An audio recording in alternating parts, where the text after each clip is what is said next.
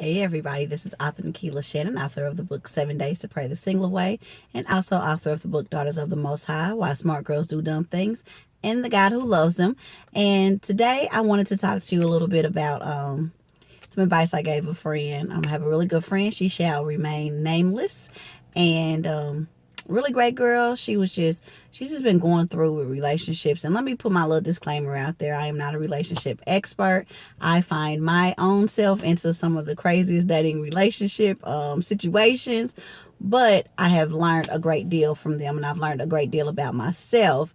So with that being said, no, I don't have a degree in relationships, but I should have a degree in what not to do in relationships, because I have seen quite a bit of different scenarios. But God has had a way of teaching me what I needed to learn through those situations. So anyway, so my friend, she's a great girl, but she's been having some really tough times with one guy in particular, but it's not the first time. It's almost like a pattern. And a lot of the times we do find ourselves in patterns. And what happens is, and this is a little way that I operate in my ministry. We talk about relationships, and I know a lot of the time people think, oh, a bunch of single women get together, they don't do anything but male bash.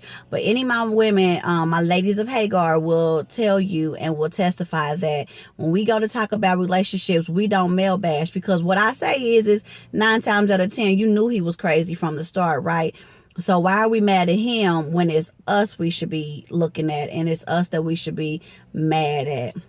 It's me who needs the evaluation, and not so much as him needing the cussing out. Now, the first time, okay, let me set you straight. But then after you've done it to me 2, 3, 4, 5, 20, 30, 40, 50 times, then that tells me it's me. So, my friend, we're talking about relationships, and we're talking about, why, she's hurt. She's hurt like anybody would be in a disappointing situation. But I read from Iyanla Vanzant, I think it was her book, In the Meantime, I believe. She said, disappointment comes because we expected something from a situation or from somebody that they were never going to be able to fulfill. So what we did is we put all of our eggs in this basket, and then we're disappointed because it didn't work out in the way that we thought it should, when really that person is just being who they are. So as I told her, he is just being him. He's always been that. He's always been treating you the way that he's treating you. So why are you so surprised with the behavior that he has now?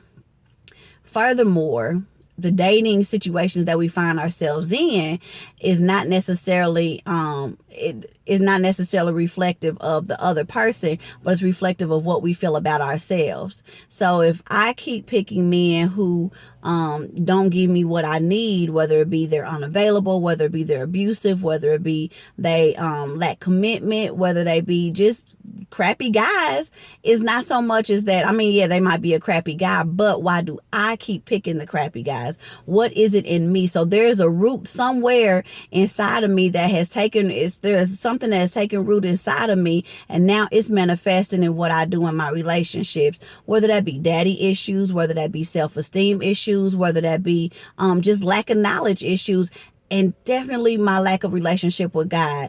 It is a clear indication with what we take out of a relationship, what we will take from somebody is a real clear indication of how we feel about God and how we feel about ourselves. And so my advice to her was, no, we're not going to go slash his tires, but let's start thinking about what it is in you that keeps attracting these kind of people. What is it in me that was attracting people who were unavailable?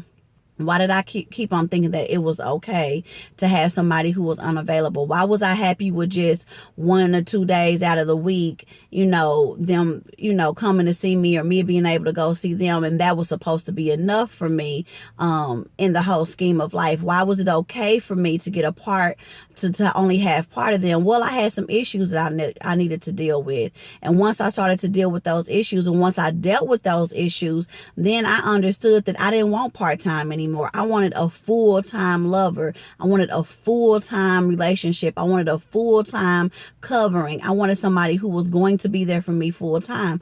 I've never been married, and I knew one thing is I only wanted to be married one time. So I knew that there was no way that I was going to be able to get married if if they were not going to be able to give me what I needed, and then for me to expect that I was going to stay single. I mean, I was going to stay married. It's just not going to happen. So my encouragement to you today is to take a step back. If you keep finding yourself in these weird situations or with these people who are no good, don't go get mad at him. Don't go get mad at her. Don't go slash their tires. It's not their fault, right? But you got to figure out what it is in you that is causing the issues. You got to figure out what it is in you that is causing you to call that kind of situation into your life.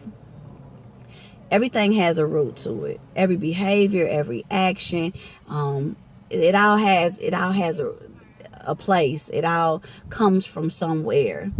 There's an old funny story of a girl who cuts the end of her ham. She's seen her mama cut the end of the ham. She's seen her grandma cut the end of the ham. She asked her mama, why you cut the end of the ham? All these years. And then she's like, I don't know, ask your grandma. And then they go to the grandma, like, Grandma, why you cut the ends of the ham? And the grandma was like, because my pots were too small. And so here you are, you have these behaviors and these actions. You don't even know why you're doing them. But it's affecting your life. You know how much a good ham you probably threw away because you're chopping off the ends? And you don't even know why? You know how many good relationships you've probably walked away from because you had certain behaviors and you didn't know why? You didn't even know you had daddy issues. You didn't even know that you didn't love yourself enough. You didn't even know that you weren't giving God your 100%. You didn't even realize that you weren't loving your God with all of your heart and all of your soul first, and then that you weren't loving yourself. So there has to be something that's within us that continues to draw in the people that we draw in. And if you don't like what you're drawing in, then it's time to check yourself and not necessarily the other person. They going to be who they going to be, and they going to keep on doing what they doing. Do people change? Yes, of course they do. But that person is probably going to be who they going to be. So don't be so disappointed, and don't put all your eggs in a basket where you know it's faulty. You know the bottom of the basket don't work, isn't too sturdy and too stable, but you keep putting all your eggs in it, and then you wonder why you keep ending up disappointed because your eggs are broken.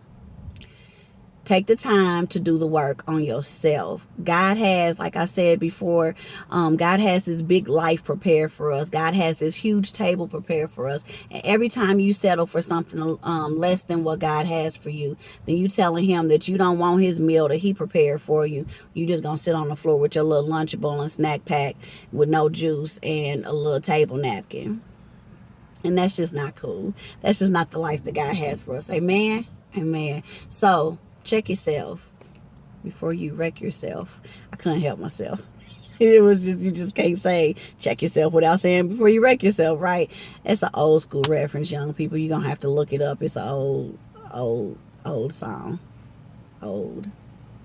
Back in the day.